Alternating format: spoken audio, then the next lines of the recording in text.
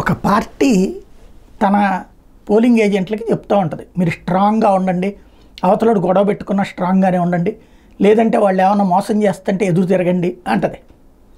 అది criminal case అవుతుంది అనమాట. ఇకపైన ఇప్పుడు తెలుగుదేశం పార్టీ తరపున ఉన్నటువంటి వాళ్ళకి ఏమని సందేశం ఇస్తారు, ఏమయ్యా ఏది కౌంటింగ్ ఏజెంట్లని, అవతల కనుక ఒక పాయింట్ చెప్తే ఓకే ఓకే అనేయండి, అధికారులు చెప్తే ఎస్ఎస్ అనేయండి అని చెప్తారా, లేకపోతే తప్పు జరిగితే మీరు ఒక ప్రొఫార్మా ఇచ్చి ఈ ప్రొఫార్మాకి విరుద్ధంగా జరిగితే నిలదీయండి అని అడుగుతారా, సంతకం పెట్టబాకండి అని అడుగుతారా?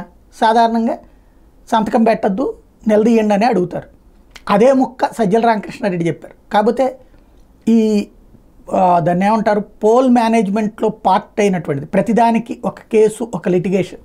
అందులో భాగంగా సజ్జల రామకృష్ణారెడ్డి చెప్పినటువంటిది ఏది గొడవలు చేయమన్నారు, గొడవ పెట్టుకోమన్నారు, కొట్టేసుకోమన్నారు అన్నటువంటిది. గొడవ పెట్టుకోవడానికైనా సిద్ధపడండి అంటే ఆ పాయింట్ నిలదీయండి అన్నటువంటిది. ఇప్పుడు నిన్న పోలింగ్ బూతులలో ఏమైంది, పల్నాడులో ఏం జరిగింది, తెలుగుదేశం వాళ్ళని అవతలకి తరిమేసి లాక్కున్నారు బూతులు. అక్కడ గొడవ జరిగితే ఈవీఎం పగలగొట్టడం తప్పే, బట్ ధ్వంసం చేశారంటూ ఎట్లా గొడవ అయిందో ఇప్పుడు రేపు పొద్దున అట్లాగా ప్రిపేర్ అయితే గనక ఆర్గ్యూ చేయగలగాలి అన్నటువంటి పాయింట్ ఇప్పుడు సజ్జలని వెంటాడింది. సజ్జల మీదన కేసు నమోదైంది.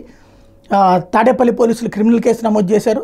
రూల్స్ పాటించే వాళ్ళు కౌంటింగ్ ఏజెంట్లుగా తమకు అవసరం లేదన్న అని సజ్జల వ్యాఖ్యానించారంటూ టీడీపీ నేత దేవినేని ఉమా పోలీసులకు ఫిర్యాదు చేస్తే 153, 505, 125 సెక్షన్ల కింద సజ్జల మీద కేసు నమోదు చేశారు.